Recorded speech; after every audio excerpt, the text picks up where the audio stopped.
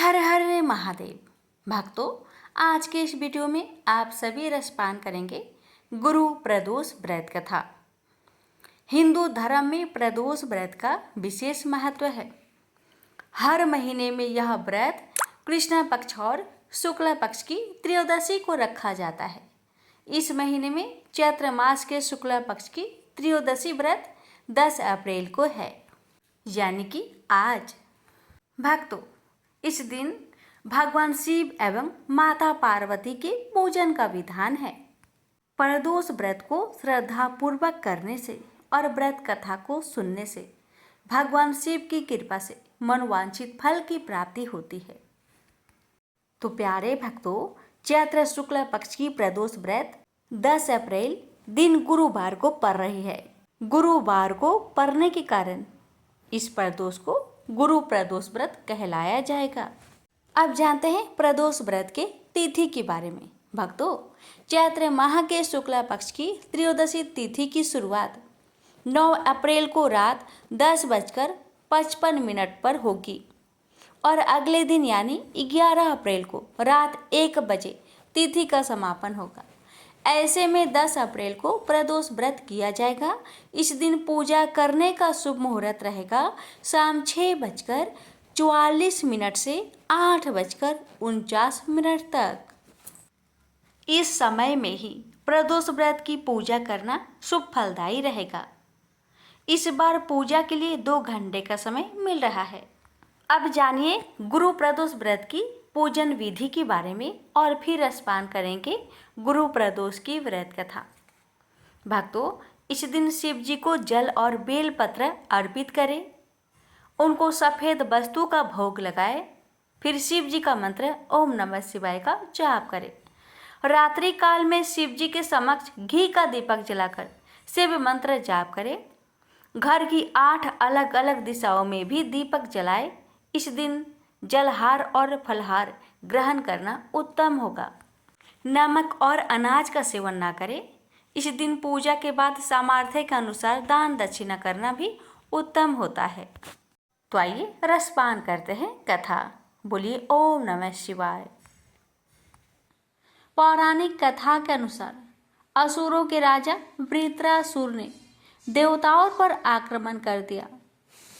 इसका देवताओं ने भी प्रतिकार किया और दोनों पक्षों में भीषण युद्ध हुआ।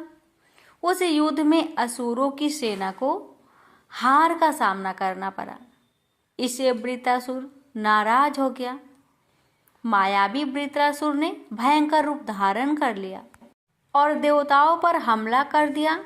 इससे देवता डर गए और भागकर देवगुरु बृहस्पति के पास गए। तब देवगुरु ने देवताओं के वृत्रासुर के जीवन के बारे में बताया। उन्होंने बताया कि वृत्रासुर पहले चित्ररथ नामक राजा था। उसने कठोर तप करके भगवान शिव को प्रसन्न किया। एक बार वह कैलाश पर भगवान शिव के पास पहुंच गया। उसने देखा कि भगवान शिव के बगल में माता पार्वती बैठी हैं। उसने उनका उपहास उड़ाया। उसके इस व्यवहार से माता पार्वती क्रोधित हो गई।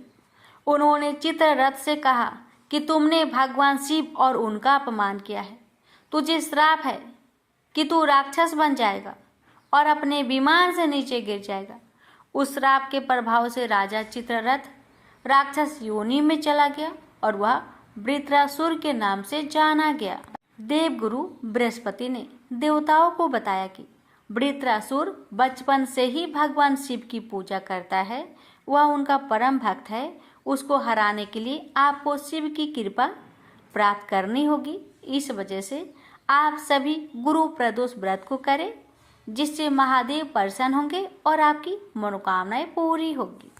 देवगुरु बृहस्पति ने जो विधि बताई थी उसी के अनुसार देवताओं ने गुरु प्रदोष व्रत किया, जिससे भगवान शिव प्रसन्न हुए। शिव कृपा से देवराज इंद्र ने वृत्रासुर को हरा दिया। उसके बाद से स्वर्ग में फिर से शांति आ गई। जो व्यक्ति विधि विधान से गुरु प्रदोष व्रत रखकर शिव जी की पूजा करता है, उसे शत्रुओं पर विजय मिलती है। उसके शत्रुओं का नाश हो जाता है। प्रेम से बोलिए ओम नमः शिवाय। हर हर महादेव। प्यारे भक्तों, अब रसपान करेंगे हर पापों को समाप्त करने वाली, हर कष्टों से मुक्ति दिलाने वाली श्री शिव महापुराण की कथा। कहते हैं कि जो भी भक्त प्रदोष व्रत में श्रद्धा और प्रसन्नचित मन से श्री शिव महापुराण की कथा सुनता है, उस भक्त के सभी पाप धुल जाते हैं और उन्हें अंत समय में शिव धाम की प्राप्ति होती है। इसलिए भक्तों, श्रद्धा और भक्ति के साथ प्रदोष व्रत रखते समय श्री शिव महापुराण की कथा को अवश्य सुनना चाहिए। सुनने वाले भक्तों की सभी मनोकामनाएं अवश्य ही पूर्ण हो जाती है। तो आइए रसपान करते हैं महापुण्य फल देने वाली कथा। प्रेम से बोलिए हर हर महादेव। शौनक जी बोले, हे महात्मा ज्ञानी सूत जी, संपूर्ण सिद्धांतों के ज्ञाता, हे प्रभु, मुझसे पुराणों की कथाओं के सार तत्व का विशेष रूप से वर्णन कीजिए। सदाचार, भगवत भक्ति और विवेक की वृद्धि कैसे होती है तथा साधु पुरुष किस प्रकार अपने काम, क्रोध आदि मानसिक विकारों का निवारण करते हैं। इस घोर कलयुग में जीव प्राय असुर स्वभाव के हो गए हैं।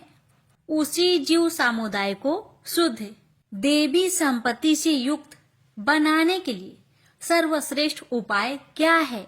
आप इस समय मुझे ऐसा कोई शाश्वत साधन बताइए जो कल्याणकारी वस्तुओं में भी सबसे उत्कृष्ट एवं परम मंगलकारी हो तथा पवित्र करने वाले उपायों में भी सर्वोत्तम पवित्र कारक उपाय हो। तात वह साधन ऐसा हो जिसके अनुष्ठान से शीघ्र ही अंत कारण की विशेष शुद्धि हो जाए तथा उससे निर्मल चित्त वाले पुरुषों को सदा के लिए शिव की प्राप्ति हो जाए। सूत जी बोले, मुनिश्रेष्ठ शौनक, आप धन्य हैं। आपके हृदय में पुराण कथा सुनने के प्रति विशेष प्रेम एवं लालसा है। इसलिए मैं शुद्ध बुद्धि से विचार कर परम उत्तम शास्त्र का वर्णन करता हूँ।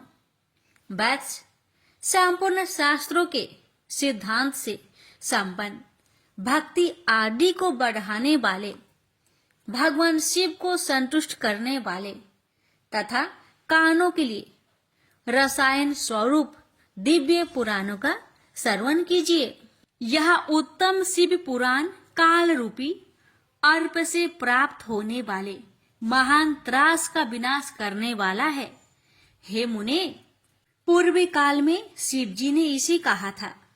गुरुदेव व्यास जी ने सनत कुमार मुनि का उपदेश पाकर कलयुग के प्राणियों के कल्याण के लिए बड़े आदर से संक्षेप में इस पुराण का प्रतिपादन किया है। हे मुने, विशेष रूप से कलयुग के प्राणियों की चित्त शुद्धि के लिए इस शिव पुराण के अतिरिक्त कोई अन्य साधन नहीं है। हे मुने, जिस बुद्धिमान मनुष्य के पूर्व जन्म के बड़े पुण्य होते हैं, उसी महाभाग्यशाली व्यक्ति की इस पुराणों में प्रीति होती है। यह शिव पुराण परम उत्तम शास्त्र है।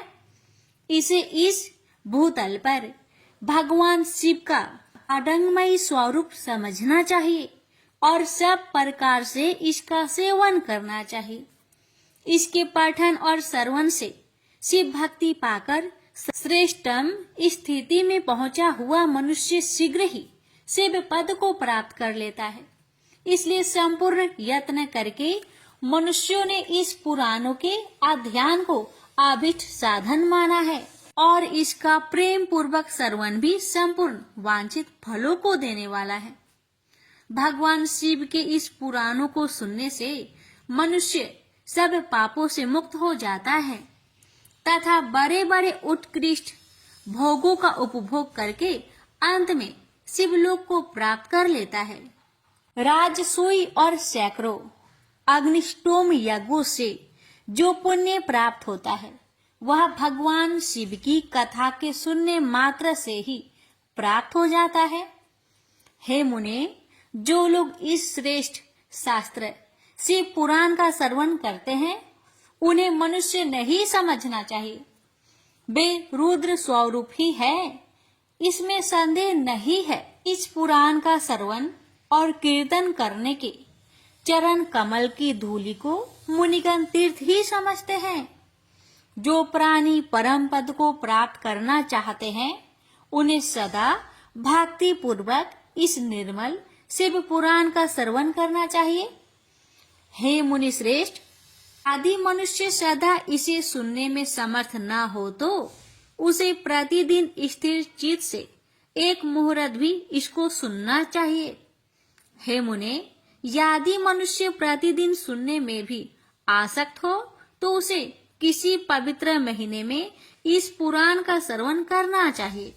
जो लोग एक मुहूर्त, उसका आधा, उसका भी आधा अथवा क्षण मात्र भी इस पुराण का श्रवण करते हैं उनकी दुर्गति नहीं होती। हे मुनीश्वर, जो पुरुष इस शिव पुराण की कथा को सुनता है वह सुनने वाला पुरुष कर्म रूपी महावन को जलाकर संसार के पार हो जाता है। हे मुने, सभी दानों और सभी यज्ञों से जो पुण्य मिलता है वह फल भगवान शिव के इस पुराणों को सुनने से निश्चल हो जाता है। हे मुने, विशेषकर इस काली काल में तो शिव पुराण के श्रवण के अतिरिक्त मनुष्य के लिए मुक्तिदायक कोई अन्य श्रेष्ठ साधन नहीं है। शिव पुराण का श्रवण और भगवान शंकर के नाम संकीर्तन दोनों ही मनुष्य को कल वृक्ष के समान सम्यक फल देने वाले हैं, इसमें संदेह नहीं है। कलयुग में धर्म चरण से शून्य चित्त वाले दुर्बुद्धि मनुष्य के उद्धार के लिए भगवान शिव ने अमृत रस स्वरूप शिव महापुराण की उद्भावना की है। अमृत पान करने से तो केवल अमृत पान करने वाला ही मनुष्य अजर अमर होता है, किंतु भगवान शिव का यह कथामृत संपूर्ण कुलों को ही अजर अमर कर देता है। इस शिव पुराण की परम पवित्र कथा का विशेष रूप से सदा ही सेवन करना चाहिए, करना ही चाहिए। इस शिव पुराण की कथा के श्रवण का फल क्या कहूँ। इसके श्रवण मात्र से ही भगवान सदाशिव उस प्राणी के हृदय में विराजमान हो जाते हैं। यह शिव पुराण नामक ग्रंथ 24,000 श्लोकों से युक्त है। इसमें 7 संहिताएं हैं। मनुष्य को चाहिए कि वह भक्ति, ज्ञान और वैराग्य से भांति भांति संपन्न हो, बड़े आदर से इसका श्रवण करे। पहली विशेश्वर संहिता, दूसरी रुद्र संहिता, तीसरी शतरुद्र संहिता, चौथी कोटि रुद्र संहिता और 5वीं उमा संहिता कही गई है। छठी कैलाश संहिता और 7वीं वायव्य संहिता। इस प्रकार इसमें 7 संहिताएं हैं। 7 संहिताओं से युक्त यह दिव्य शिव पुराण पर ब्रह्मा परमात्मा के समान विराजमान है और सबसे उत्कृष्ट गति प्रदान करने वाला है। जो मनुष्य 7 संहिताओं वाले इस शिव महापुराण को आदर पूर्वक पूरा पढ़ता है वह जीवन मुक्त कहा जाता है। हे मुने, जब तक इस उत्तम शिव पुराण को सुनने का सुअवसर नहीं प्राप्त होता तब तक अज्ञानवश प्राणी इस संसार चक्र में भटकता रहता है। भ्रमित कर देने वाले अनेक शास्त्रों और पुराणों की श्रवण से क्या लाभ है, जबकि एक शिव पुराण ही मुक्ति प्रदान करने के लिए गर्जन कर रहा है। जिस घर में इस शिव पुराण की कथा होती है वह घर तीर्थ स्वरूप ही है और उसमें निवास करने वाले की पाप यह नष्ट कर देता है। हजारों अश्वमेध यज्ञ और सैकड़ों वाजपेयी यज्ञ शिव पुराण की 16वीं कला की भी बराबर नहीं कर सकते। हे मुनि श्रेष्ठ, कोई अधम प्राणी जब तक भक्ति पूर्वक शिव पुराण का श्रवण नहीं करता तभी तक उसे पापी कहा जा सकता है। गंगा आदि पवित्र नदियां, मुक्तिदायिनी सप्तपुरिया और गया आदि तीर्थ इस शिव पुराण की क्षमता कभी नहीं कर सकते। जिसे परम गति की कामना हो उसे नित्य शिव पुराण के एक श्लोक अथवा आधे श्लोक का ही स्वयं भक्ति पूर्वक पाठ करना चाहिए। जो निरंतर अर्थानुसंधान पूर्वक इस शिव पुराण को बाचता है अथवा नित्य प्रेम पूर्वक इसका पाठ मात्र करता है, वह पुण्य आत्मा है। इसमें संचय नहीं है। जो उत्तम बुद्धि वाला पुरुष अंत्यकाल में भक्ति पूर्वक इस पुराण को सुनता है, उस पर अत्यंत प्रसन्न हुए भगवान महेश्वर उसे अपना पद, अपना धाम प्रदान करते हैं। जो प्रतिदिन आदर पूर्वक इस शिव पुराण का पूजन करता है, वह इस संसार में संपूर्ण भोगों को भोगकर अंत में भगवान शिव के पद को प्राप्त कर लेता है। तो प्रतिदिन आलस्य रहित हो रेशमी वस्त्र आदि के वेष्टन से इस शिव पुराण का सत्कार करता है, वह सदा सुखी होता है। यह शिव पुराण निर्मल तथा सर्वों का सर्वस्व है। यह लोक और परलोक में सुख चाहने वाले को आदर के साथ प्रयत्न पूर्वक इसका सेवन करना चाहिए। यह निर्मल एवं उत्तम शिव पुराण धर्म, अर्थ, काम और मोक्ष रूप चारों पुरुषार्थों को देने वाला है। अतः सदा प्रेम पूर्वक इसका श्रवण एवं विशेष रूप से पाठ करना चाहिए। वेद, इतिहास तथा अन्य शास्त्रों में यह शिव पुराण विशेष कल्याणकारी है, ऐसा मुमुक्षु जनों को समझना चाहिए। यह शिव पुराण आत्म तत्व के लिए सदा सेवनीय है, सत्पुरुषों के लिए पूजनीय है, तीनों प्रकार के तापों का शमन करने वाला है, सुख प्रदान करने वाला है तथा ब्रह्मा, विष्णु, महेश आदि देवताओं को प्राणों के समान प्रिय है। ऐसे शिव महापुराण को मैं प्रसन्नचित चित्त से सदा वंदन करता हूँ। भगवान शंकर मुझ पर प्रसन्न हो और अपने चरण कमलों की भक्ति मुझे प्रदान करे। प्रेम से बोलिए जय भोलेनाथ। इस प्रकार शिव महापुराण महात्म्य में उसकी महिमा वर्णन नामक पहला अध्याय पूर्ण हुआ। शौनक जी बोले, हे महाभाग सूत जी, आप धन्य हैं, परमार्थ तत्व के ज्ञाता हैं। आपने कृपा करके हम लोगों को यह बड़ी अद्भुत एवं दिव्य कथा सुनाई है। हमने यह पाप नाशिनी मन को पवित्र करने वाली और भगवान शिव को प्रसन्न करने वाली अद्भुत कथा सुनी। भूतल पर इस कथा के समान कल्याण का सर्वश्रेष्ठ साधन दूसरा कोई नहीं है। यह बात हमने आज आपकी कृपा से निश्चय पूर्वक समझ ली है। हे सूत जी, कलयुग में इस कथा के द्वारा कौन कौन से पापी शुद्ध होते हैं, उन्हें कृपा पूर्वक बताइए और इस जगत को कृतार्थ कीजिए। सूत जी बोले, हे मुने, जो मनुष्य पापी, दुराचारी, खल तथा काम, क्रोध आदि में निरंतर डूबे रहने वाले हैं, वे भी इस पुराण से अवश्य शुद्ध हो जाते हैं।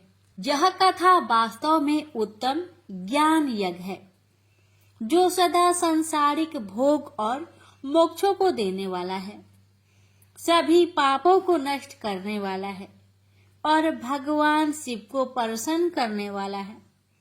जो अत्यंत लालची, सत्य विहीन, अपने माता पिता से देश करने वाले, पाखंडी तथा हिंसक वृत्ति के हैं, वे भी इस ज्ञान यज्ञ से शुद्ध हो जाते हैं। अपने वर्णाश्रम धर्म का पालन न करने वाले और ईर्ष्याग्रस्त लोग भी काली काल में इस ज्ञान यज्ञ के द्वारा पवित्र हो जाते हैं। जो लोग छल कपट करने वाले, क्रूर स्वभाव वाले और अत्यंत निर्दयी है, कलयुग में भी इस अज्ञान से शुद्ध हो जाते हैं। ब्राह्मण के धन से पलने वाले तथा निरंतर व्यभिचारण परायण जो लोग हैं, वे भी इस ज्ञान यज्ञ से इस कली काल में भी पवित्र हो जाते हैं। जो मनुष्य सदा पाप कर्मों में लिप्त रहते हैं, कट है और अत्यंत दूषित विचार वाले हैं, वे कलयुग में भी इस ज्ञान यज्ञ से निर्मल हो जाते हैं।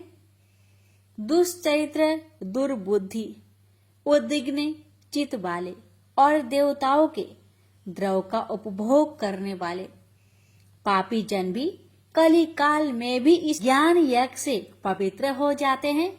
इस पुराण के श्रवण का पुण्य बड़े बड़े पापों को नष्ट करता है, सांसारिक भोग तथा मोक्ष प्रदान करता है और भगवान शंकर को प्रसन्न करता है।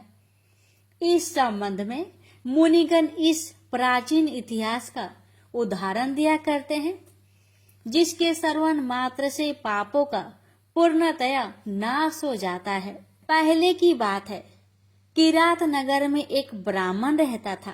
तो अज्ञानी, दरिद्र, रस बेचने वाला तथा वैदिक धर्म से विमुख था। वह स्नान, संध्या आदि कर्मों से भ्रष्ट हो गया था और वेश्यावृत्ति में तत्पर रहता था। उसका नाम था देवराज। वह अपने ऊपर विश्वास करने वाले लोगों को ठगा करता था। उसने ब्राह्मणों, क्षत्रियों, वैश्यों, क्षुद्रों तथा दूसरों को भी अनेक बहानों से मारकर उनका धन हड़प लिया था। बाद में उसने अधर्म से बहुत सारा धन अर्जित कर लिया, परंतु उस पापी का थोड़ा सा भी धन कभी धर्म के काम में नहीं लगा। एक दिन वह ब्राह्मण एक तालाब पर नहाने गया। वहां शोभावती नाम की एक वेश्या को देखकर वह अत्यंत मोहित हो गया। वह सुंदरी भी उस धनी ब्राह्मण को अपने वशीभूत हुआ जानकर प्रसन्न हुई। आपस में वार्तालाप से उनमें प्रीति उत्पन्न हो गई। उस ब्राह्मण ने उस वेश्या को पत्नी बनाना तथा उस वेश्या ने उसे पति बनाना स्वीकार कर लिया। इस प्रकार कामवास होकर वे दोनों बहुत समय तक विहार करते रहे। बैठने, सोने, खाने, पीने तथा कीड़ा में वे दोनों निरंतर पति पत्नी की तरह व्यवहार करने लगे। अपने माता पिता तथा पत्नी के बार बार रोकने पर भी पाप कृत्य में संलग्न वह ब्राह्मण उनकी बात नहीं मानता था। एक दिन रात्रि में उस दुष्ट ने ईर्ष्यावश अपने सोए हुए माता पिता और पत्नी को मार डाला और उनका सारा धन हर लिया। वेश्या में आसक्त चित्त वाले उस कामी ने अपना और पिता आदि का सारा धन उस वेश्या को दे दिया। वह पापी अभ्यक्ष, भक्षण तथा मदपान करने लगा और वह नीच ब्राह्मण उस वेश्या के साथ एक ही पात्र में सदा झूठा भोजन करने लगा। एक दिन घूमता घामता वह देवयुग से प्रतिष्ठानपुर झूसी प्रयाग में जा पहुंचा। वहां उसने एक शिवालय देखा।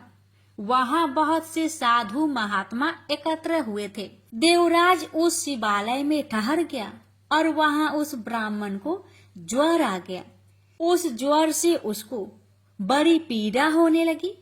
वहां एक ब्राह्मण देवता शिव पुराण की कथा सुना रहे थे।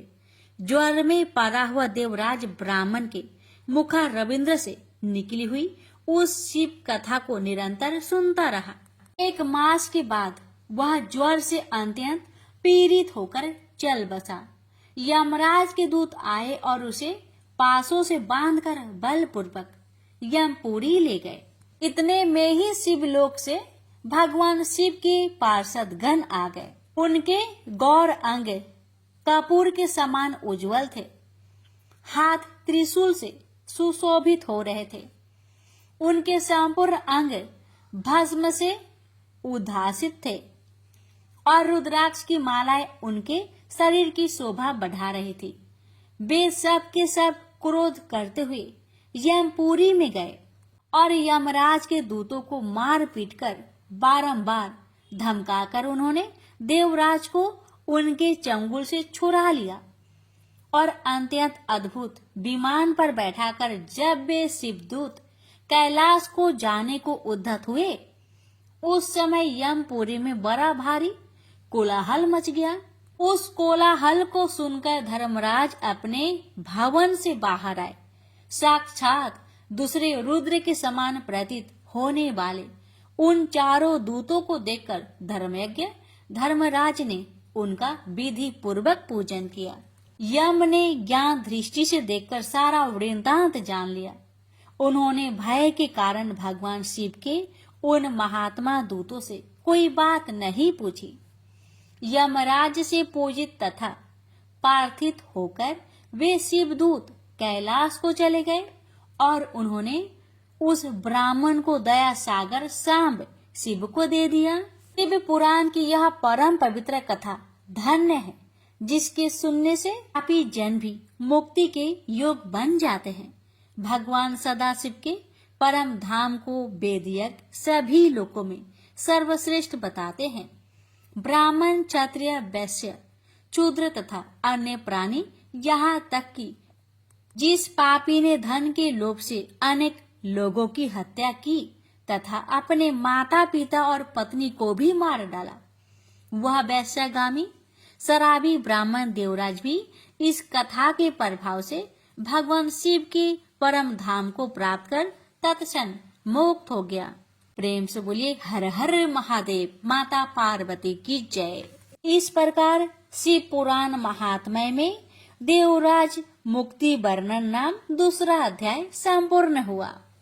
शौनक जी बोले, हे महाभाग सूत जी, आप सर्वज्ञ हैं।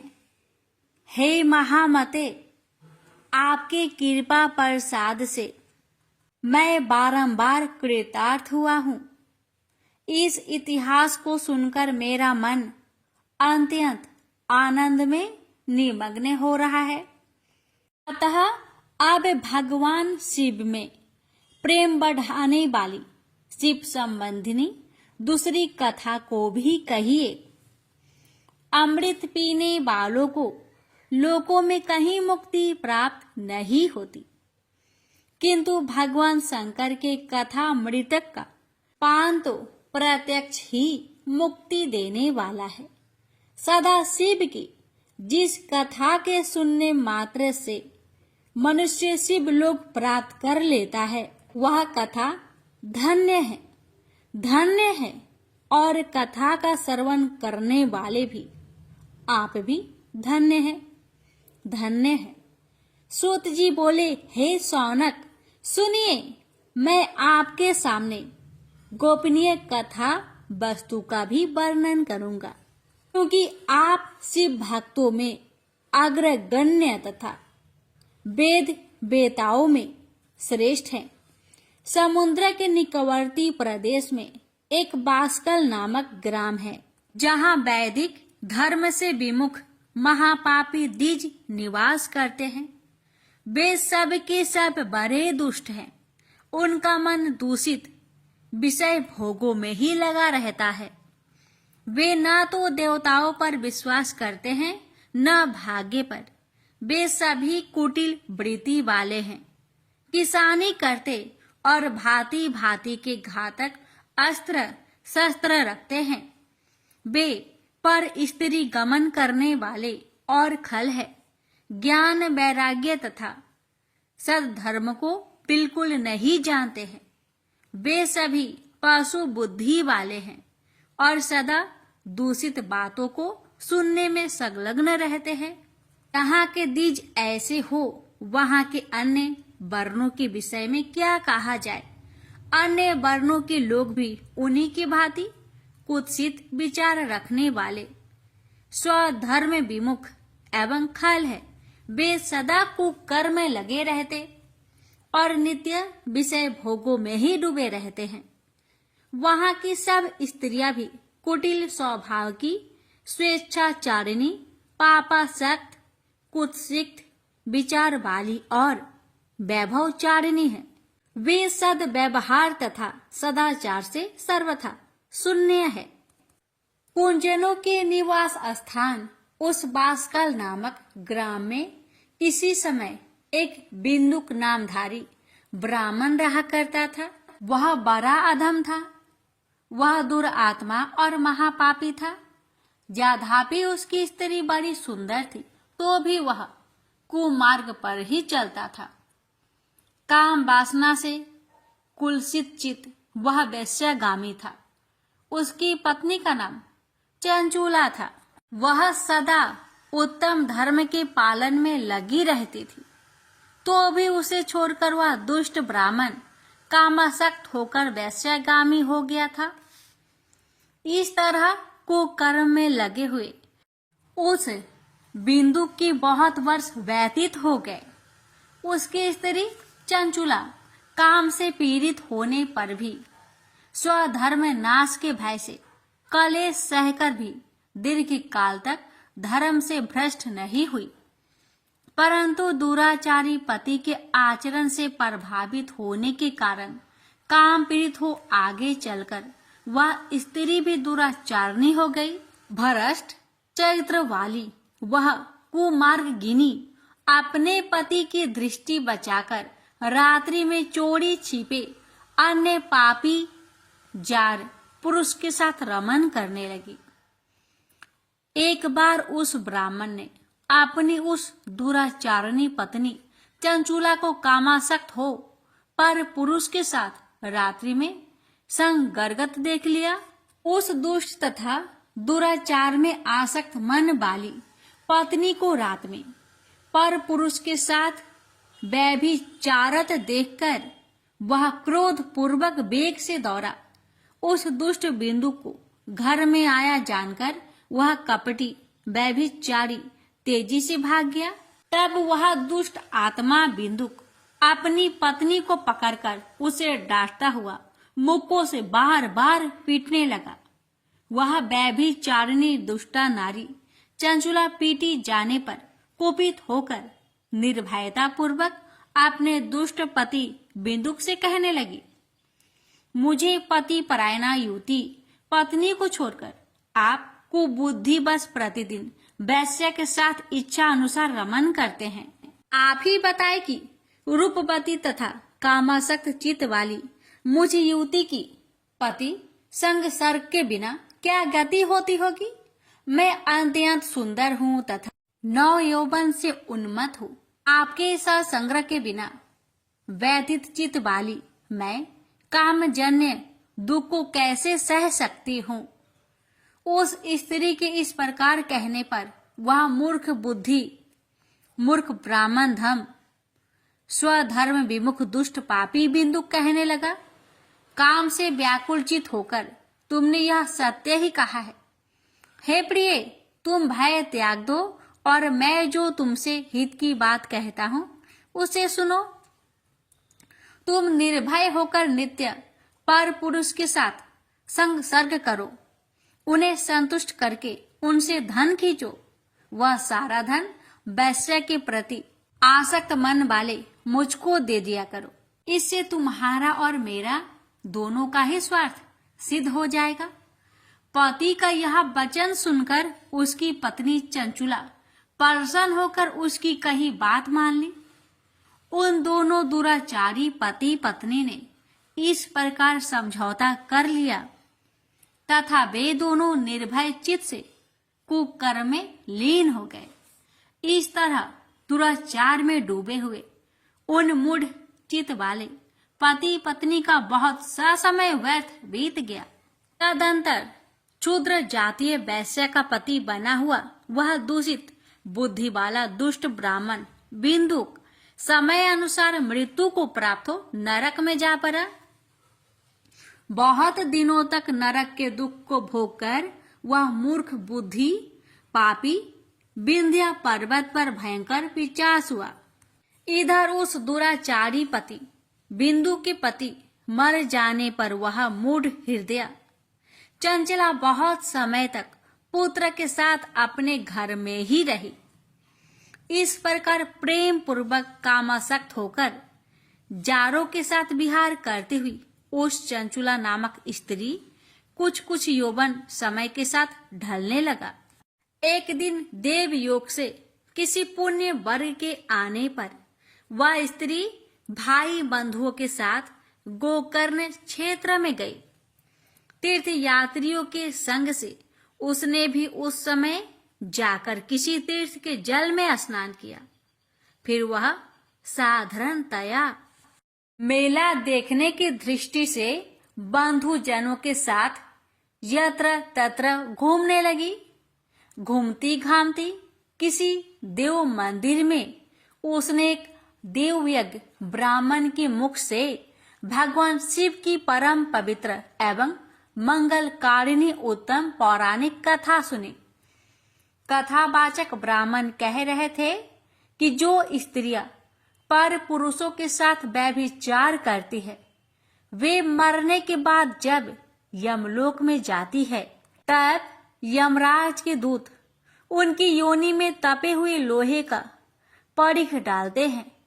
पौराणिक ब्राह्मण के मुख से यह वैराग्य बढ़ाने वाली कथा सुनकर चंचुला भय से व्याकुल हो वहां कांपने लगी। जब कथा समाप्त हुआ और लोग वहां से बाहर चले गए तब वह भयभीत नारी एकांत में शिव पुराण की कथा बाँचने वाले उन ब्राह्मण से कहने लगी, ए ब्राह्मण, मैं अपने धर्म को नहीं जानती थी, इसलिए मेरे द्वारा बड़ा दुराचार हुआ है। स्वामीन, इसे सुनकर मेरे ऊपर अनुपम कृपा करके आप मेरा उद्धार कीजिए। हे प्रभु, मैंने मूर्ख बुद्धि के कारण घोर पाप किया है। मैंने कामंद होकर अपनी संपूर्ण युवा अवस्था व्यभिचार में बिताई है। आज वैराग्य रस से ओतप्रोत आपके इस प्रवचन को सुनकर मुझे बड़ा भय लग रहा है। मैं कांप उठी हूं और मुझे इस संसार से वैराग्य हो गया है। मुझ मूर्ख चीत वाली पापनी को धिक्कार है। मैं सर्वथा निंदकों के योग हूं। मैं कुत्सित विषयों में फंसी हुई हूं और अपने धर्म से विमुख हो गई हूं। थोड़े से सुख के लिए अपने हित का नाश करने वाले तथा भयंकर कष्ट देने वाले घोर पाप मैंने अनजाने में ही कर डाले हैं।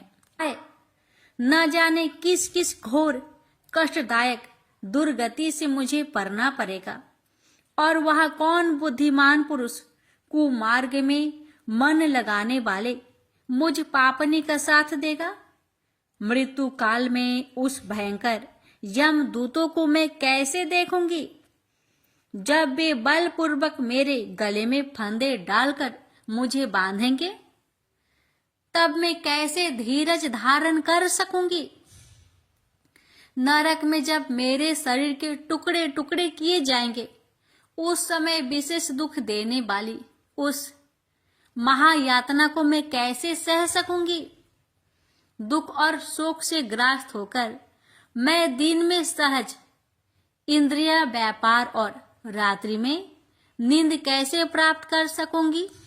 हाय, मैं मर गई, मैं जल गई, मेरा हृदय विदीर्ण हो गया और मैं सब प्रकार से नष्ट हो गई, क्योंकि मैं हर तरह से पाप में ही डूबी रही हूं। हाय विधाता, मुझ पापिनी को आपने हठात ऐसी दुर्बुद्धि क्यों दे दी जो सभी प्रकार का सुख देने वाले स्वधर्म से दूर कर देती है। हे द्विज, सूल से विधा हुआ व्यक्ति ऊंचे पर्वत शिखर से गिरने पर जैसा घोर कष्ट पाता है उससे भी करोड़ गुना कष्ट मुझे है। सैकड़ों अश्वमेध करके अथवा सैकड़ों वर्षों तक गंगा स्नान करने पर भी मेरे घोर पाप की शुद्धि संभव नहीं दिखती। मैं क्या करूं, कहां जाऊं और किसका आश्रय लूं। मुझ नरक गामिनी की इस संसार में कौन रक्षा करेगा। हे ब्राह्मण, आप ही मेरे गुरु हैं, आप ही मेरे माता और आप ही मेरे पिता हैं। आपकी शरण में आई हुई मुझ दीन अबला का उद्धार कीजिए, उद्धार कीजिए। इस प्रकार खेद और वैराग्य से युक्त हुई चंचला उस ब्राह्मण के चरणों में गिर पड़ी। तब उन बुद्धिमान ब्राह्मणों ने कृपा पूर्वक उसे उठाकर इस प्रकार कहा, सौभाग्य की बात है कि भगवान शंकर की कृपा से शिव पुराण की इस वैराग्य युक्त तथा श्रेष्ठ कथा को सुनकर तुम्हें समय पर चेत हो गया है। हे ब्राह्मण पत्नी, तुम डरो मत, भगवान शिव की शरण में आओ। शिव की कृपा से सारा पाप तत्काल नष्ट हो जाता है। मैं तुमसे भगवान शिव की कीर्ति कथा से युक्त उस परम वस्तु का वर्णन करूंगा जिससे तुम्हें सदा सुख देने वाली उत्तम गति प्राप्त होगी। शिव की उत्तम कथा सुनने से ही तुम्हारी बुद्धि इस तरह पश्चाताप से युक्त एवं शुद्ध हो गई है। साथ ही तुम्हारे मन में विषयों के प्रति वैराग्य हो गया है। पश्चाताप ही पाप करने वाले पापियों के लिए सबसे बड़ा प्रायश्चित है। सत्पुरुषों ने सबके लिए पश्चाताप को ही समस्त पापों का शोधक बताया है। पश्चाताप से ही पापों की शुद्धि होती है। जो पश्चाताप करता है वह वास्तव में पापों का प्रायश्चित करता है, क्योंकि सत्पुरुषों ने समस्त पापों की शुद्धि के लिए जैसे प्रायश्चित का उपदेश दिया है वह सब पश्चाताप से संपन्न हो जाते हैं। जो पुरुष विधि पूर्वक प्रायश्चित करके निर्भय हो जाते हैं पर अपने कुकर्म के लिए पश्चाताप नहीं करता, उसे प्राय उत्तम गति नहीं प्राप्त होती। परंतु जिसे अपने कुकृत्य पर हार्दिक पश्चाताप होता है वह अवश्य उत्तम गति का भागी होता है। इसमें संशय नहीं है।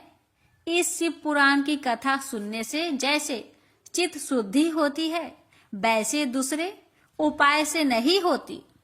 जैसे दर्पण साफ करने पर निर्मल हो जाता है, उसी प्रकार इस शिव पुराण की कथा से चित्त अत्यंत शुद्ध हो जाता है। इसमें संशय नहीं है। मनुष्य के शुद्ध चित्त में जगदम्बा पार्वती सहित भगवान शिव विराजमान रहते हैं। इससे वह विशुद्ध आत्मा पुरुष श्री सांब सदा शिव के परम पद को प्राप्त होता है। इस प्रकार यह कथा रूपी साधन सभी प्राणियों के लिए उपकारी है और इसी कारण महादेव जी ने इसको आग्रह पूर्वक प्रकट किया है। इस कथा से भगवान उमापति का ध्यान सिद्ध हो जाता है। उस ध्यान से परम ज्ञान और उससे मोक्ष की प्राप्ति निश्चय ही होती है। भगवान शंकर के ध्यान मग्न हुए बिना भी यदि कोई इस कथा को मात्र सुनता है, वह दूसरे जन्म में भगवान के ध्यान को सिद्ध कर परम पद को पा लेता है। इस कथा के श्रवण से भगवान शंकर के ध्यान को प्राप्त कर पश्चाताप करने वाले पापी पुरुष सिद्धि को प्राप्त हो गए हैं। इस उत्तम कथा का श्रवण समस्त मनुष्यों के लिए कल्याण का बीज है, अतः यथोचित शास्त्रोक्त मार्ग से इसकी आराधना अथवा सेवा करनी चाहिए। यह कथा श्रवण भाव बंधन रूपी रोगों का नाश करने वाला है। भगवान शिव की कथा को सुनकर फिर अपने हृदय में उनका मनन एवं निधि ध्यानासन करने से पूर्णतया चित्त शुद्धि हो जाती है। चित्त शुद्धि होने से महेश्वर की भक्ति अपने दोनों पुत्र ज्ञान और वैराग्य के साथ निश्चय ही प्रकट होती है। तत्पश्चात महेश्वर के अनुग्रह से दिव्य मुक्ति प्राप्त होती है। इसमें संशय नहीं। जो शिव भक्ति से वंचित है उसे पशु समझना चाहिए, क्योंकि उसका चित्त माया के बंधन में आसक्त है। वह निश्चय ही संसार बंधन से मुक्त नहीं हो पाता। हे ब्राह्मण पत्नी, इसलिए तुम विषयों से मन को हटा लो और भक्ति भाव से भगवान शंकर की इस परम पावन कथा को सुनो। परमात्मा शंकर की इस कथा को सुनने से तुम्हारे चित्त की शुद्धि होगी और उसमें तुम्हें मोक्ष की प्राप्ति हो जाएगी। निर्मल चित्त से भगवान शिव के चरण रविंदु का चिंतन करने वाले की एक ही जन्म में मुक्ति हो जाती है। यह मैं तुमसे सत्य कहता हूँ। इतना कहकर वे श्रेष्ठ शिव भक्त ब्राह्मण मौन हो गए। उनका हृदय करुणा से आर्द्र हो गया था। वे शुद्ध चित्त महात्मा भगवान शिव के ध्यान में मग्न हो गए। तदंतर बिंदु की पत्नी चंचुला मन ही मन प्रसन्न हो उठी। ब्राह्मण का उक्त उपदेश सुनकर उसके नेत्रों में आनंद के आंसू छलक आए थे।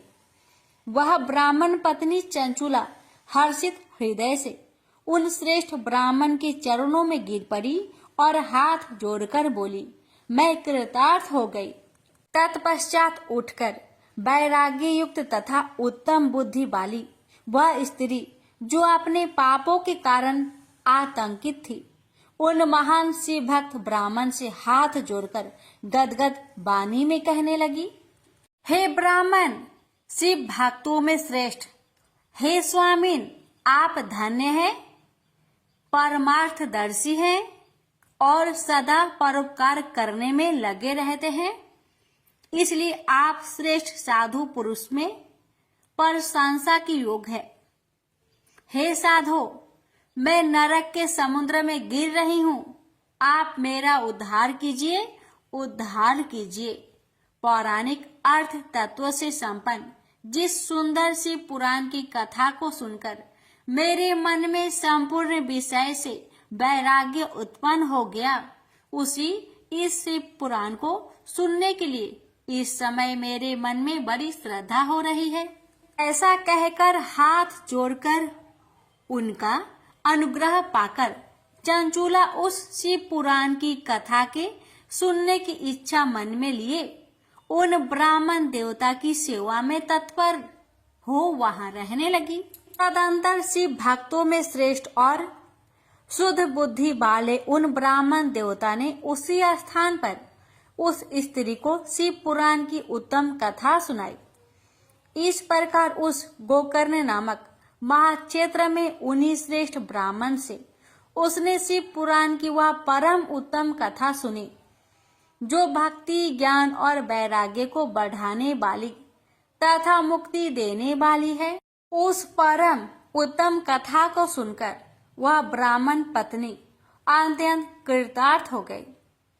जब सद्गुरु की कृपा से उसका चित्त शीघ्र ही शुद्ध हो गया, भगवान शिव के अनुग्रह से उसके हृदय में शिव के स्वगुण रूप का चिंतन होने लगा। इस प्रकार सद्गुरु का आश्रय लेकर उसने भगवान शिव में लगी रहने वाली उत्तम बुद्धि पाकर शिव के सच्चिदानंदमय स्वरूप का बारंबार चिंतन आरंभ किया। वह प्रतिदिन तीर्थ के जल में स्नान करके जटा और वल्कल धारण करने लगी तथा समूची देह में भस्म लगाकर रुद्राक्ष के आभूषण धारण करने लगी। वह भगवान शिव के नाम जप में लगी रहती थी।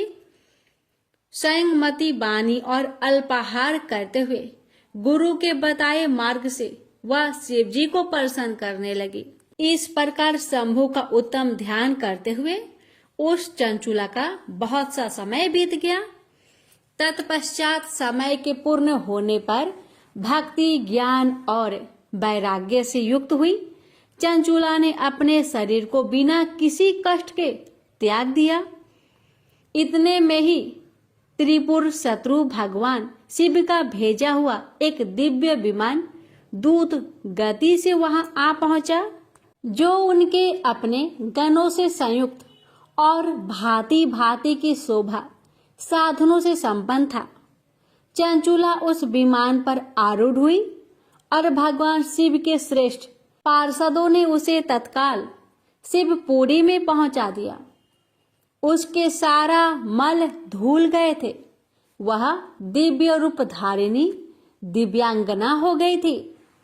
उसके दिव्य अवयव उसकी शोभा बढ़ाते थे।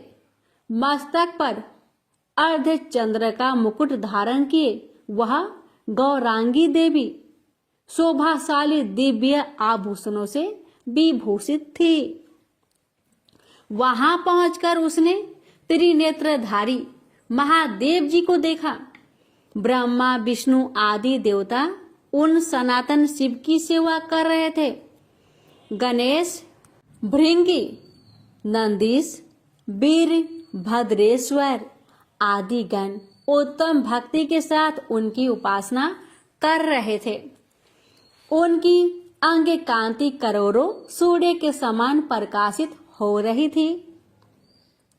कंठ में नील चिन्ह शोभा पाता था। उनके 5 मुख थे और प्रत्येक मुख में 3-3 नेत्र थे। मस्तक पर अर्ध चंद्राकर मुकुट शोभा देता था। उन्होंने अपने बाम अंग में गौरी देवी को बैठा रखा था, जो विद्युत पुंज के समान प्रकाशित थी। गौरीपति महादेव जी की कांति कपूर के समान गौर थी। उन्होंने सभी अलंकार धारण कर रखे थे। उनका सारा शरीर श्वेत भस्म से भासित था। शरीर पर श्वेत वस्त्र शोभा पा रहे थे। वे अत्यंत उज्जवल वर्ण के थे। इस प्रकार परम उज्जवल भगवान शंकर का दर्शन करके वह ब्राह्मण पत्नी चंचुला बहुत प्रसन्न हुई। अत्यंत प्रीति युक्त होकर उसने बड़ी उतावली के साथ भगवान को बारंबार प्रणाम किया। फिर हाथ जोड़कर वह बड़े प्रेम, आनंद और संतोष युक्त हो विनीत भाव से खड़ी हो गई। उसके नेत्र से आनंद अश्रुओं की अविरल धारा बहने लगी तथा संपूर्ण शरीर में रोमांच हो गया। उस समय भगवती पार्वती और भगवान शंकर ने उसे बड़ी करुणा के साथ अपने पास बुलाया और सौम्य दृष्टि से उसकी ओर देखा। पार्वती ने तो दिव्य रूप धारिणी बिंदु प्रिया चंचुला को प्रेम पूर्वक अपने सखी बना लिया। वह उस परमानंदन घन ज्योति स्वरूप सनातन धाम में अविरल निवास पाकर दिव्य सौख्य से संपन्न हो अक्षय सुख का अनुभव करने लगी। जनक जी बोले, हे महाभाग सूत जी, आप धन्य हैं। आपकी बुद्धि भगवान शिव में लगी हुई है। आपने कृपा पूर्वक यह शिव भक्ति को बढ़ाने वाली अद्भुत कथा हमें सुनाई है। हे महामते, सदगति प्राप्त करने के बाद वहां जाकर चंचुला क्या किया और उसके पति का क्या हुआ, यह सब वृत्तांत विस्तार से हमें बतलाइए। सूत जी बोले, हे शौनक, एक दिन परम आनंद में निमग्न हुई चंचुला ने उमा देवी के पास जाकर प्रणाम किया और दोनों हाथ जोड़कर वह उनकी स्तुति करने लगी। चंचुला बोली, हे गिरिजा नंदिनी, हे स्कंद माता, मनुष्यों ने सदा आपकी सेवा की है। समस्त सुखों को देने वाली हे शंभु प्रिय, हे ब्रह्म स्वरूपिणी, आप विष्णु और ब्रह्मा आदि देवताओं द्वारा सेव्य है। आप ही सगुना और निर्गुणा भी है तथा आप ही सूक्ष्म सच्चिदानंद स्वरूपिणी आद्य प्रकृति है। आप ही संसार की सृष्टि, पालन और संहार करने वाली है। तीनों गुणों का आश्रय भी आप ही है। ब्रह्मा, विष्णु और महेश्वर, इन तीनों देवताओं का आवास स्थान तथा उनकी उत्तम प्रतिष्ठा करने वाली पराशक्ति आप ही है। चंचुला इस प्रकार महेश्वर पत्नी उमा की स्तुति करके सिर झुकाए चुप हो गई। उसके नेत्रों में प्रेम के आंसू उमड़ आए थे। तब करुणा से भरी हुई शंकर प्रिया भक्त वत्सला पार्वती देवी चंचुला को संबोधित करके बड़े प्रेम से इस प्रकार कहने लगी, हे सखी चंचुले, हे सुंदरी, मैं तुम्हारी की हुई इस स्तुति से बहुत प्रसन्न हूं। बोलो क्या वर मांगती हो? तुम्हारे लिए मुझे कुछ भी आदेय नहीं है। पार्वती जी के इस प्रकार कहने पर चंचुला उन्हें प्रणाम करके दोनों हाथ जोड़कर नतमस्तक हो प्रेम पूर्वक पूछने लगी, हे निष्पापी गिरिजा कुमारी, मेरे पति बिंदुक इस समय कहाँ है? उसकी कैसी गति हुई है यह मैं नहीं जानती। कल्याणमयी दिन बत्सले, मैं आपके उन पति देव से जिस प्रकार संयुक्त हो सकूं, कृपा करके वैसा ही उपाय कीजिए। हे महेश्वरी, हे महादेवी, मेरे पति एक क्षुद्र जातीय वैश्या के प्रति आसक्त थे और पापों में ही डूबे रहते थे। उनकी मृत्यु मुझसे पहले ही हो गई थी। वे न जाने किस गति को प्राप्त हुए हैं।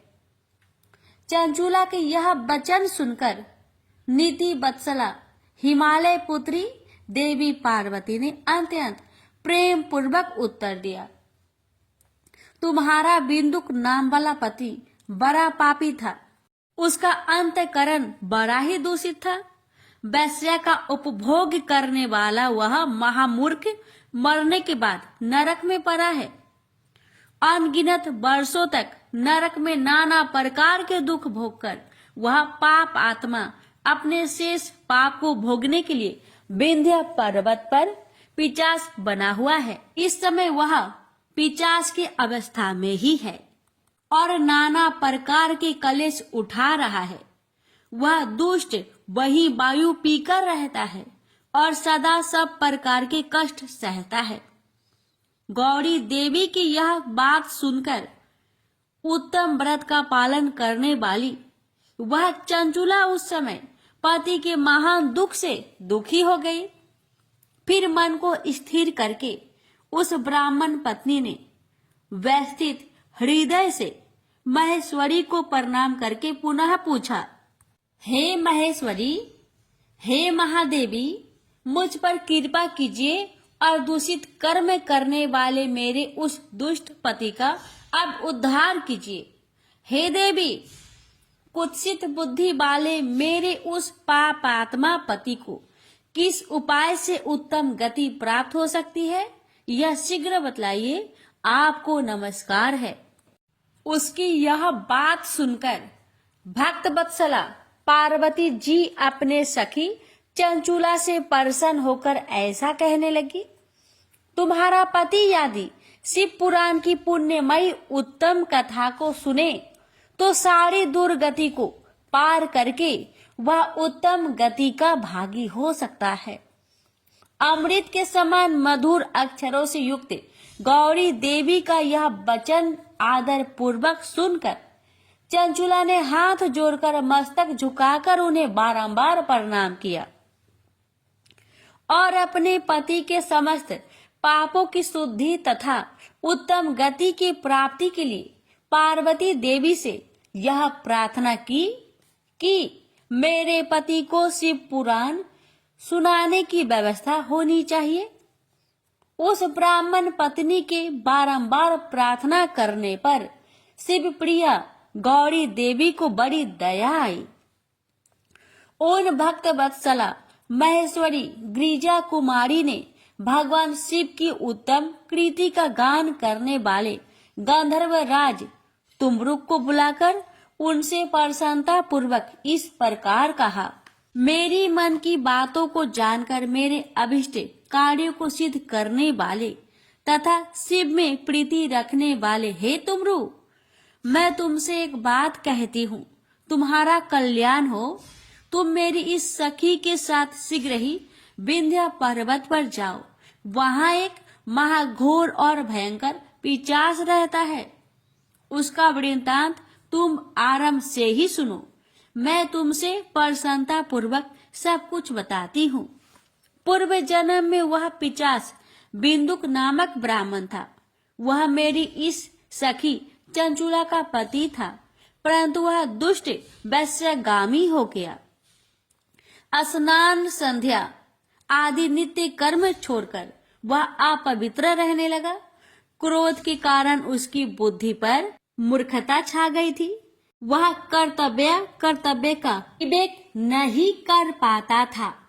अभक्षय भक्षण, सज्जनों से देश और दूषित वस्तुओं का दान लेना, यही उसका स्वाभाविक कर्म बन गया था।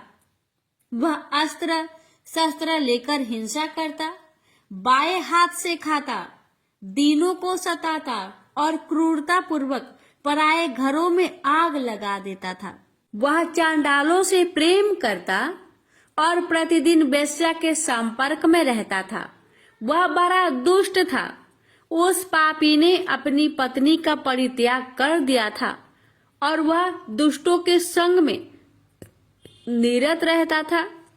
उसने वेश्या के कुसंग से अपने सारे पुण्य को नष्ट कर लिए और धन के लोभ से अपनी पत्नी को निर्भय करके व्यभिचारिणी बना डाला। वह मृत्यु प्रयत्न दुराचार में ही फंसा रहा। फिर समय आने पर उसकी मृत्यु हो गई। वह पापियों के भोग स्थान घोर यमपुर में गया और वहां बहुत से नरकों को भोग कर वह दुष्ट आत्मा इस समय विंध्या पर्वत पर पिशाच बना हुआ है। वहीं पर वह दुष्ट पिशाच अपने पापों का फल भोग रहा है। तुम उसके आगे यत्न पूर्वक शिव पुराण की उस दिव्य कथा का प्रवचन करो, जो परम पुण्यमयी तथा समस्त पापों का नाश करने वाली है। उत्तम शिव पुराण की कथा के श्रवण से उसका हृदय शीघ्र ही समस्त पापों से शुद्ध हो जाएगा और वह प्रेत योनि का परित्याग कर देगा। दुर्गति से मुक्त होने पर उस बिंदुक नामक पिशाच को मेरी आज्ञा से विमान पर बैठाकर तुम भगवान शिव के समीप ले आओ। महेश्वरी उमा के इस प्रकार आदेश देने पर गंधर्वराज तुमरु मन ही मन बड़े प्रसन्न हुए और उन्होंने अपने भाग्य की सराहना की। तत्पश्चात उस पिशाच की सती सावधी पत्नी चंचुला के साथ विमान पर बैठकर नारद के प्रिय मित्र तुमरु वेग पूर्वक विंध्याचल पर्वत पर गए, जहाँ वह पिशाच रहता था। वहां उन्होंने उस पिशाच को देखा। उसका शरीर विशाल था और उसकी ठोड़ी बहुत बड़ी थी। वह कभी हंसता, कभी रोता और कभी उछलता था। उसकी आकृति बड़ी विकराल थी। भगवान शिव की उत्तम कृति का गान करने वाले महाबली तुमरु ने उस अत्यंत भयंकर पिशाच को बलपूर्वक पासों द्वारा बांध लिया। तदंतर तुमरु ने शिव पुराण की कथा बांचने का निश्चय करके महाउत्सव युक्त स्थान और मंडप आदि की रचना की। इतने में ही संपूर्ण लोकों में बड़ी वेग से यह प्रचार हो गया कि देवी पार्वती की आज्ञा से एक पिशाच का उद्धार करने के लिए शिव पुराण की उत्तम कथा सुनाने के लिए तुमरु विंध्य पर्वत पर गया है। तब तो उस कथा को सुनने के लोभ से बहुत से देवता और ऋषि भी शीघ्र ही वहां जा पहुंचे। आदर पूर्वक शिव पुराण सुनने के लिए आए हुए लोगों का उस पर्वत पर बड़ा अद्भुत और कल्याणकारी समाज जुट गया। तत्पश्चात तुमरु ने उस पिशाच को पासों से बांधकर आसन पर बैठाया और हाथों में वीणा लेकर गौड़ीपति की कथा का गान आरंभ किया। महात्म्य सहित पहली अर्थात प्रथम संहिता से लेकर 7वीं संहिता तक शिव पुराण की कथा का उन्होंने स्पष्ट वर्णन किया। 7 संहिता वाले शिव पुराण का आदर पूर्वक श्रवण करके वे सभी श्रोता पूर्णतः कृतार्थ हो गए। उस परम पुण्यमयी शिव पुराण को सुनकर उस पिशाच ने अपने सारे पापों को धोकर उस पैशाचिक शरीर को त्याग दिया। शीघ्र ही उसका रूप दिव्य हो गया। अंग कांति गौर वर्ण की हो गई। शरीर पर श्वेत वस्त्र तथा सब प्रकार के रोषोचित आभूषण उसके अंगों को उद्भासित करने लगा। वह त्रिनेत्रधारी चंद्रशेखर रूप हो गया। इस प्रकार दिव्य देहधारी होकर श्रीमान बिंदुक अपनी भार्या चंचुला के साथ स्वयं भी पार्वती पति भगवान शिव के दिव्य चरित्र का गुणगान करने लगा। उसकी स्त्री को इस प्रकार दिव्य रूप से सुशोभित देखकर वे सभी देवता और ऋषि बड़े विस्मित हुए। उनका चित्त परमानंद से परिपूर्ण हो गया।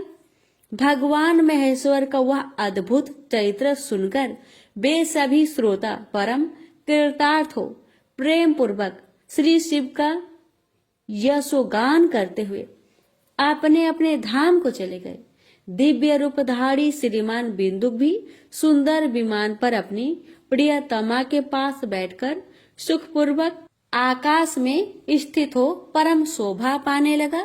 तदंतर महेश्वर के सुंदर एवं मनोहर गुणों का गान करता हुआ वह अपनी प्रियतमा तथा तुमरुक के साथ शीघ्र ही शिव धाम में जा पहुंचा। वहां भगवान महेश्वर तथा पार्वती देवी ने प्रसन्नता पूर्वक बिंदुक का बड़ा सत्कार किया और उसे अपना गण बना लिया। उसकी पत्नी चंचुला पार्वती जी की सखी हो गई। उस घनीभूत ज्योति स्वरूप परमानंदमय सनातन धाम में अविचल निवास पाकर वे दोनों दाम्पति परम सुखी हो गए। यह उत्तम इतिहास मैंने आपको सुनाया, जो पापों को नाश करने वाला, उमा महेश्वर को आनंद देने वाला, अत्यंत पवित्र तथा उनमें भक्ति बढ़ाने वाला है। जो इसे भक्ति पूर्वक सुनता है अथवा एकाग्रचित होकर इसका पाठ करता है, वह अनेक सांसारिक सुखों को भोगकर अंत में मुक्ति प्राप्त करता है। प्रेम से बोलिए हर हर महादेव। माता पार्वती की जय। शिव पुराण के श्रवण की विधि। सौनक जी बोले, हे महाप्राग, हे व्यास शिष्य, हे सूत जी, आपको नमस्कार है। आप धन्य हैं और शिव भक्तों में श्रेष्ठ हैं। आपके महान गुण वर्णन करने योग्य है। अब आप कल्याणमयी शिव पुराण की श्रवण की विधि बतलाइए, जिससे सभी श्रोताओं को संपूर्ण उत्तम फल की प्राप्ति हो सके। सूत जी बोले, हे सौनक, हे मुने, अब मैं आपको संपूर्ण फल की प्राप्ति के लिए शिव पुराण की श्रवण की विधि बता रहा हूँ।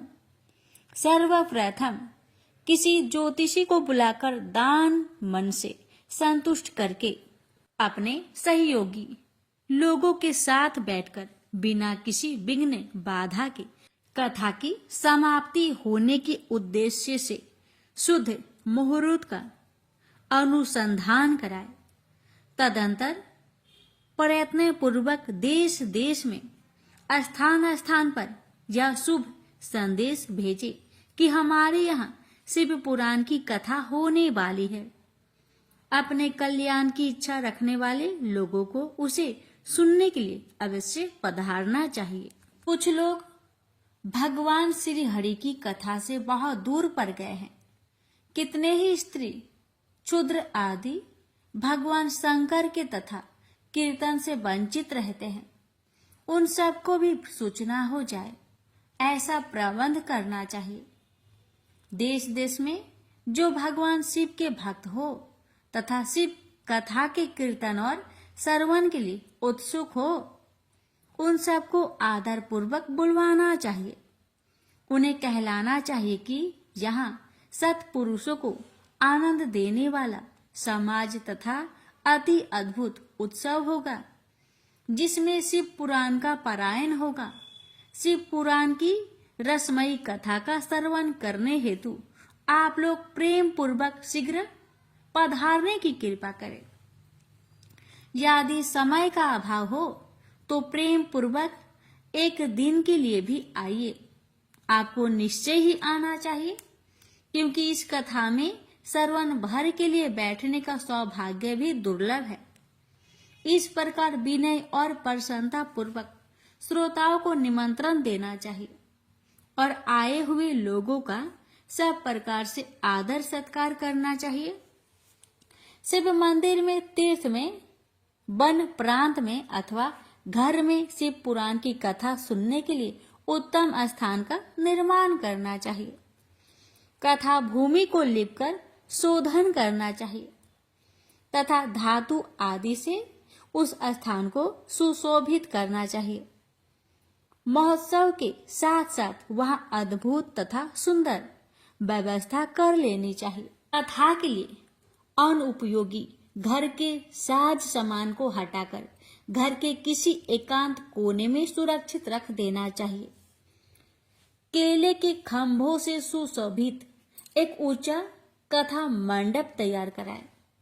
उसे सब और फल पुष्प आदि से सुंदर चंदोबे से अलंकृत करें और चारों ओर ध्वजा पताका लगाकर तरह तरह के सामानों से सजाकर सुंदर शोभा संपन्न बना दे। भगवान शिव के प्रति सब प्रकार से उत्तम भक्ति करनी चाहिए, क्योंकि वही सब तरह से आनंद का विधान करने वाली हैं। परमात्मा भगवान शंकर के लिए दिव्य आसन का निर्माण कराना चाहिए तथा कथा वाचक के लिए भी एक ऐसा दिव्य आसन बनाना चाहिए जो उनके लिए सुखद हो सके। मुने नियम पूर्वक कथा सुनने वाले श्रोताओं के लिए भी यथायोग्य सुंदर स्थानों की व्यवस्था करनी चाहिए। अन्य लोगों के लिए भी सामान्य रूप से स्थान बनाने चाहिए। हे शौनक जी, विवाह उत्सव में जैसे उल्लास संपूर्ण मन स्थिति होती है, वैसे ही इस कथा उत्सव में रखनी चाहिए। सब प्रकार की दूसरी लौकिक चिंताओं को भूल जाना चाहिए।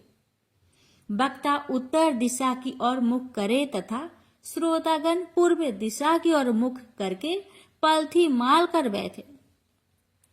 इस विषय में भी कोई विरोध नहीं है कि पूज्य के बीच पूर्व दिशा रहे अथवा वक्ता के सम्मुख श्रोताओं का मुख रहे, ऐसा कहा गया है।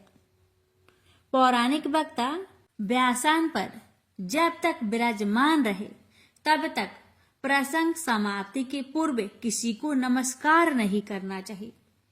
पुराण का विद्वान वक्ता चाहे बालक, युवा, वृद्ध, दरिद्र अथवा दुर्बल जैसा भी हो, पुण्य चाहने वालों के लिए सदा वंदनीय और पूज्य होता है।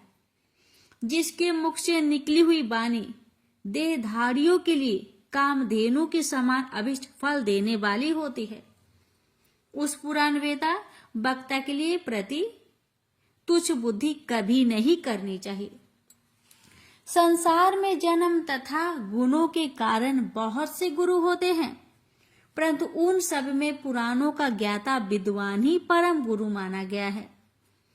करोड़ों योनियों में जन्म ले लेकर दुख भोगते हुए प्राणियों को जो मुक्ति प्रदान करता है, उस पुराण वक्ता से बड़ा दूसरा कौन गुरु हो सकता है।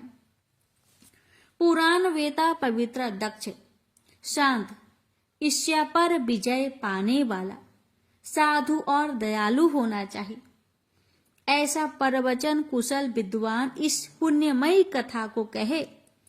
सूर्योदय से आरंभ करके 3:30 पहर तक उत्तम बुद्धि वाले विद्वान पुरुष को शिव पुराण की कथा सम्यक रीति से बांचनी चाहिए।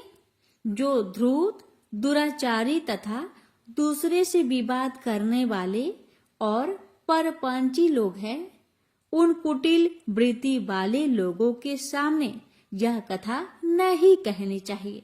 दुष्टों से भरे तथा डाकुओं से घिरे परदेश में और धूर्त व्यक्ति के घर में इस पवित्र कथा को कहना चाहिए। अध्ययन काल में 2 घड़ी तक कथा बंद रखनी चाहिए, जिससे कथा कीर्तन से अवकाश पाकर लोग शौच आदि से निवृत्त हो सके। कथा प्रारंभ के दिन से 1 दिन पहले व्रत ग्रहण करने के लिए वक्ता को क्षौर करा लेना चाहिए। जिन दिनों कथा हो रही हो उन दिनों प्रयत्न पूर्वक प्रातः काल का सारा नित्य कर्म संक्षेप से ही कर लेना चाहिए। वक्ता के पास उसकी सहायता के लिए एक दूसरा वैसा ही विद्वान स्थापित करना चाहिए जो सब प्रकार के संशय को निवृत्त करने में समर्थ और लोगों को समझाने में कुशल हो। कथा में आने वाले विघ्नों की निवृत्ति के लिए गणेश जी का पूजन करें। कथा के स्वामी भगवान शिव की तथा विशेषतः शिव पुराण ग्रंथ की भक्ति भाव से पूजा करें। तत्पश्चात उत्तम बुद्धि वाला श्रोता विधि पूर्वक तन मन से शुद्ध एवं प्रसन्नचित हो आदर पूर्वक शिव पुराण की कथा सुने।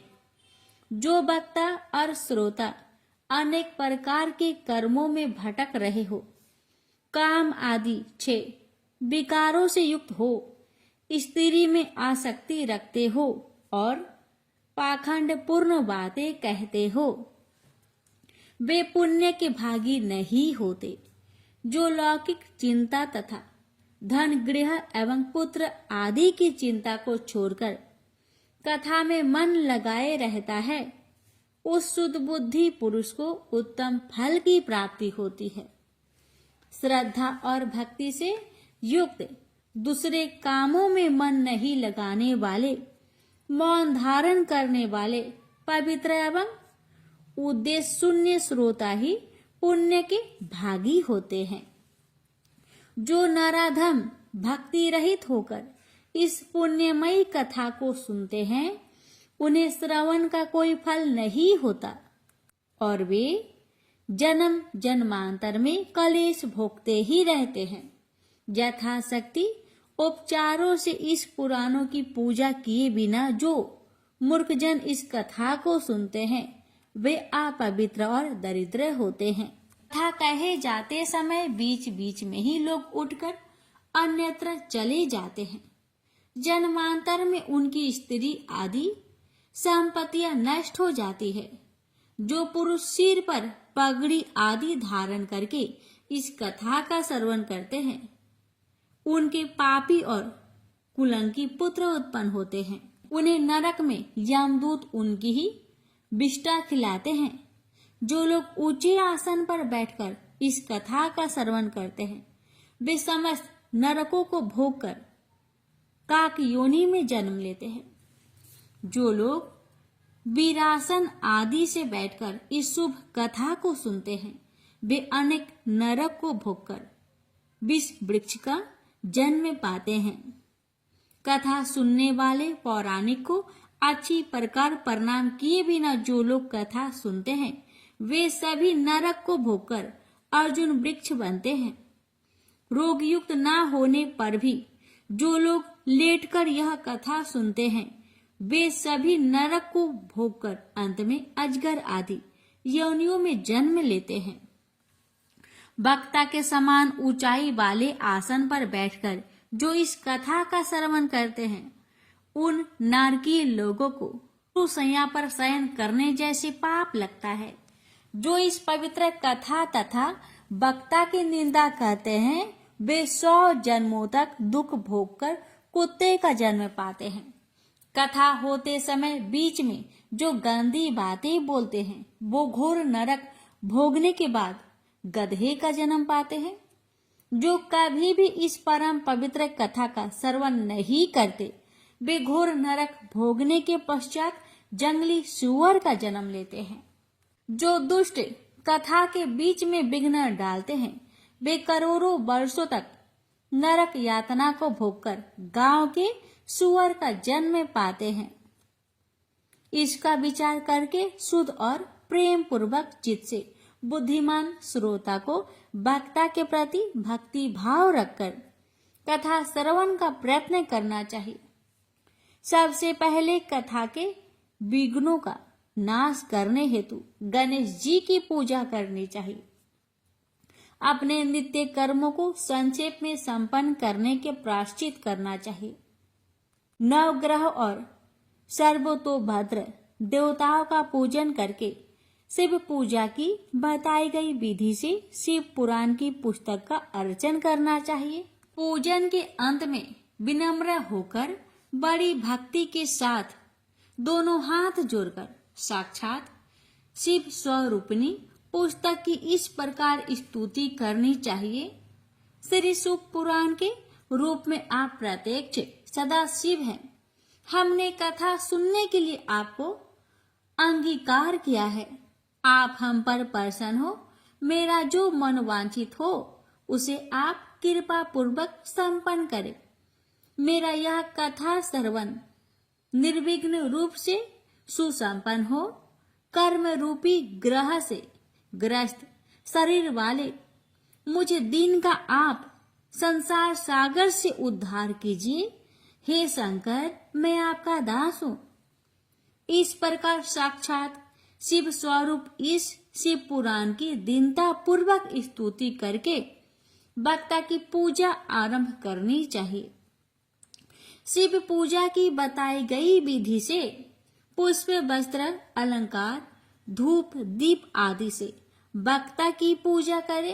तदंतर शुद्ध चित्त से उनके सामने नियम ग्रहण करे और कथा समाप्ति प्रयत्न यथाशक्ति उसका प्रयत्न पूर्वक पालन करे। तत्पश्चात कथा वाचक व्यास की प्रार्थना करे। हे व्यास जी के समान ज्ञानी श्रेष्ठ शिव शास्त्र के मर्मज्ञ ब्राह्मण देवता, आप इस कथा के प्रकाश से मेरे अज्ञान का अंधकार को दूर करें। भक्ति पूर्वक 5 अथवा 1 ब्राह्मण का वरण करे और उनके द्वारा शिव पंचाक्षर मंत्र नमः शिवाय का जाप कराए। हे मुने, इस प्रकार मैंने भक्त श्रोताओं द्वारा भक्ति पूर्वक कथा श्रवण की उत्तम विधि आपको बता दी। अब आप और क्या सुनना चाहते हैं? श्री शिव महापुराण कथा अध्याय 6 यहीं पर समाप्त होता है। अब सुनिए शिव महापुराण की 7वां अध्याय। इस अध्याय में श्रवण करेंगे श्रोताओं की पालन करने योग्य नियमों का वर्णन। सौनक जी बोले, हे शिव भक्तों में श्रेष्ठ महाबुद्धिमान सूत जी, आप धन्य हैं जो कि आपने यह अद्भुत एवं कल्याणकारिणी कथा हमें सुनाई है। हे मुने, शिव पुराण की कथा सुनने के लिए व्रत धारण करने वाले लोगों को किन नियमों का पालन करना चाहिए, यह भी कृपा पूर्वक सबके कल्याण की दृष्टि से बतलाइए। सूत जी बोले, हे सौनक, अब शिव पुराण सुनने का व्रत लेने वाले पुरुषों के लिए जो नियम है उन्हें भक्ति पूर्वक सुनिए। नियम पूर्वक इस श्रेष्ठ कथा को सुनने से बिना किसी विघ्न बाधा के उत्तम फल की प्राप्ति होती है। दीक्षा से रहित लोगों का कथा श्रवण में अधिकार नहीं है। अतः मुने, कथा सुनने की इच्छा वाले सब लोगों को पहले वक्ता से दीक्षा ग्रहण करनी चाहिए। कथा व्रती को ब्रह्मचार्य से रहना, भूमि पर सोना, पातल में खाना और प्रतिदिन कथा समाप्त होने पर ही अन्न ग्रहण करना चाहिए। जिसमें शक्ति हो वह पुराण की समाप्ति तक उपवास करके शुद्धता पूर्वक भक्ति भाव से उत्तम शिव पुराण को सुने। घृत अथवा दूध पीकर सुख पूर्वक कथा श्रवण करे अथवा फलहार करके अथवा एक ही समय भोजन करके इसे सुनना चाहिए। इस कथा का व्रत लेने वाले पुरुष को प्रतिदिन एक ही बार हविष्यान्न भोजन करना चाहिए। जिस प्रकार से कथा श्रवण का नियम सुख पूर्वक पालित हो सके वैसे ही करना चाहिए। कथा श्रवण में विघ्न उत्पन्न करने वाली उपवास की तुलना में तुम्हें कथा श्रवण में शक्ति प्रदान करने वाले भोजन को ही अच्छा समझता हूँ। गरिष्ठ अन्न, दाल, जला अन्न, सेम, मसूर, भाव दूषित तथा बासी अन्न को खाकर कथा व्रती पुरुष कभी कथा को ना सुने। कथा व्रती को बैगन, तरबूज, चिरचिरा, मूली, कोहरा, प्याज, नारियल का मूल तथा अन्य कंद मूल का त्याग करना चाहिए। जिसने कथा का व्रत ले रखा हो वह पुरुष प्याज, लहसुन, हिंग, गाजर, मादक वस्तु तथा आमिष कहीं जाने वाली वस्तुओं को त्याग दे। कथा का व्रत लेने वाला जो पुरुष है उसे काम, क्रोध आदि 6 विकारों, ब्राह्मणों की निंदा तथा पतिव्रता और साधु संतों की निंदा का त्याग कर देना चाहिए। कथा श्रवण का व्रत धारण करने वाला व्यक्ति रजवाला स्त्री को ना देखे, पतित मनुष्यों को कथा की बात ना सुनाए, ब्राह्मणों से देश रखने वालों और वेद बहिष्कृत मनुष्यों के साथ संभाषण ना करे। कथा व्रती पुरुष प्रतिदिन सत्य, शौच, दया, मौन, सरलता, विनय तथा मन की उदारता, इन सद्गुणों को सदा अपनाए रहे। श्रोता निष्काम हो या सकाम, वह नियम पूर्वक कथा सुने। सकाम पुरुष अपनी अभीष्ट कामना को प्राप्त करता है और निष्काम पुरुष मोक्ष को पा लेता है। दरिद्र, क्षय का रोगी, पापी, भाग्यहीन तथा संतान रहित पुरुष भी इस उत्तम कथा को सुने। काकबंध्या आदि जो 7 प्रकार की दुष्टा स्त्रियां है तथा जिस स्त्री का गर्भ गिर जाता हो, इन सभी को शिव पुराण की उत्तम कथा सुननी चाहिए। हे मुने, स्त्री हो या पुरुष, सबको यत्न पूर्वक विधि विधान से शिव पुराण की उत्तम कथा सुननी चाहिए। इस शिव पुराण के कथा पारायण के दिनों को अत्यंत उत्तम और करोड़ों यज्ञों के समान पवित्र मानना चाहिए। इस श्रेष्ठ दिनों में विधि पूर्वक जो थोड़ी सी भी वस्तु दान की जाती है उसका अक्षय फल मिलता है। इस प्रकार व्रत धारण करके इस परम श्रेष्ठ कथा का श्रवण करके आनंद पूर्वक श्रीमान पुरुष को इसका उद्यापन करना चाहिए। इसके उद्यापन की विधि शिव चतुर्दशी के उद्यापन के समान है। अतः यह बताए गए फल की आकांक्षा वाले धनाढ्य लोगों को उसी प्रकार से उद्यापन करना चाहिए। अल्प विपत्ति वाले भक्ति के लिए प्राय उद्यापन की आवश्यकता नहीं है। वे तो कथा श्रवण मात्र से पवित्र हो जाते हैं। शिव जी के निष्काम भक्त तो शिव स्वरूप ही होते हैं। हे महर्षि, इस प्रकार शिव पुराण की कथा के पाठ एवं श्रवण संबंधी यज्ञ उत्सव की समाप्ति होने पर श्रोताओं को भक्ति एवं प्रयत्न पूर्वक भगवान शिव की पूजा की भांति पुराण पुस्तक की भी पूजा करनी चाहिए। तदंतर विधि पूर्वक वक्ता का भी पूजन करना चाहिए। पुस्तक को आच्छादित करने के लिए नवीन एवं सुंदर बस्ता बनाए और उसे बांधने के लिए ढिंड एवं दिव्य सूत्र लगाए, फिर उसका विधिवत पूजन करे। पुराण के लिए जो लोग नया वस्त्र और सूत्र है वे जन्म जन्मांतर में भोग और ज्ञान से संपन्न होते हैं। कथावाचक को अनेक प्रकार के बहुमूल्य पदार्थ देने चाहिए और उत्तम वस्त्र, आभूषण और सुंदर पात्र आदि विशेष रूप से देने चाहिए। पुराण के आसन रूप में जो लोग कंबल, मृग चर्म वस्त्र, चौकी, तख्ता आदि प्रदान करते हैं, वे स्वर्ग प्राप्त करके यथेच्छ सुखों का उपभोग कर पुनः कल्प प्रत्न ब्रह्मलोक में रहकर अंत में शिवलोक को प्राप्त करते हैं। मुनिश्रेष्ठ, इस प्रकार महान उत्सव के साथ पुस्तक और वक्ता की विधि पूर्वक पूजा करके वक्ता की सहायता के लिए स्थापित किए गए। पंडित का भी उसी के अनुसार उससे कुछ ही कम धन आदि द्वारा सत्कार करे। वहां आए हुए ब्राह्मण को अन्य धन आदि का दान करे। साथ ही गीत वाद्य और नृत्य आदि के द्वारा महान उत्सव करे।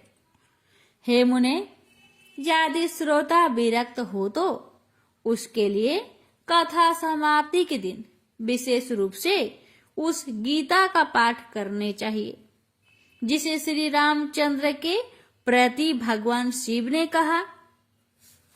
यदि श्रोता गृहस्थ हो तो उसे बुद्धिमान को उस श्रवण कर्म की शांति के लिए शुद्ध हविष्य के द्वारा होम करना चाहिए। हे मुने, रुद्रक संहिता के प्रत्येक श्लोक द्वारा होम करे अथवा गायत्री मंत्र से होम करना चाहिए, क्योंकि वास्तव में यह पुराण गायत्रीमय ही है। अथवा शिव पंचाक्षर मूल मंत्र से हवन करना चाहिए। होम करने की शक्ति ना हो तो विद्वान पुरुष यथाशक्ति हवन्य हविष्यान ब्राह्मण को दान करे। न्यूनात्रिक रूप दोषों की शांति के लिए भक्ति पूर्वक शिव सहस्त्र नाम का पाठ अथवा श्रवण करे। इससे सब कुछ सफल होता है। इसमें संशय नहीं है, क्योंकि तीनों लोकों में उससे बढ़कर कोई वस्तु नहीं है। कथा श्रवण संबंधी व्रत की पूर्णता की सिद्धि के लिए 11 ब्राह्मणों को मधु मिश्रित खीर भोजन कराए और उन्हें दक्षिणा दे। मुने, यदि शक्ति हो तो 3 पल 12 तोला सोने का एक सुंदर सिंहासन बनवाए और उस पर उत्तम अक्षर में लिखी अथवा लिखाई हुई शिव पुराण की पुस्तक विधि पूर्वक स्थापित करे। तत्पश्चात पुरुष आह्वान आदि विविध उपचारों से उसकी पूजा करके दक्षिणा चढ़ाए। तदंतर जितेंद्रिय आचार्य का वस्त्र आभूषण एवं गंध आदि से पूजन करके उत्तम बुद्धि वाला श्रोता भगवान शिव के संतोष के लिए दक्षिणा सहित वह पुस्तक उन्हें समर्पित कर दे। हे सौनक, इस पुराण के उस दान के प्रभाव से भगवान शिव का अनुग्रह पाकर पुरुष भाव बंधन से मुक्त हो जाता है। इस तरह विधि विधान का पालन करने पर श्री संपन्न शिव पुराण संपूर्ण फलों को देने वाला तथा भोग और मोक्ष का दाता होता है। हे मुने, मैंने आपको शिव पुराण का यह सारा महात्म्य, जो संपूर्ण अभिष्टों को देने वाला है, बता दिया। अब और क्या सुनना चाहते हो? श्री संपन्न शिव महापुराण समस्त पुराणों का तिलक स्वरूप माना गया है। यह भगवान शिव को अत्यंत प्रिय, रमणीय तथा भाव रोग का निवारण करने वाला है। जो सदा भगवान विश्वनाथ का ध्यान करते हैं, जिनकी वाणी शिव के गुणों की स्तुति करती है और जिनके दोनों कान उनकी कथा सुनते हैं, इस जीव जगत में उन्हीं का जन्म लेना सफल है। वे निश्चय ही संसार सागर से पार हो जाते हैं।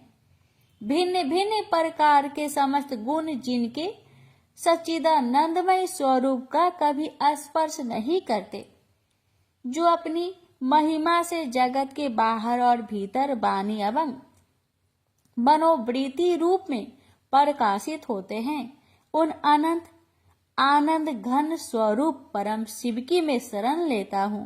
प्यारे भक्तों, यहीं पर श्री शिव महापुराण महात्म्य पूर्ण हुआ। प्रेम से बोलिए श्री शिव महापुराण की जय।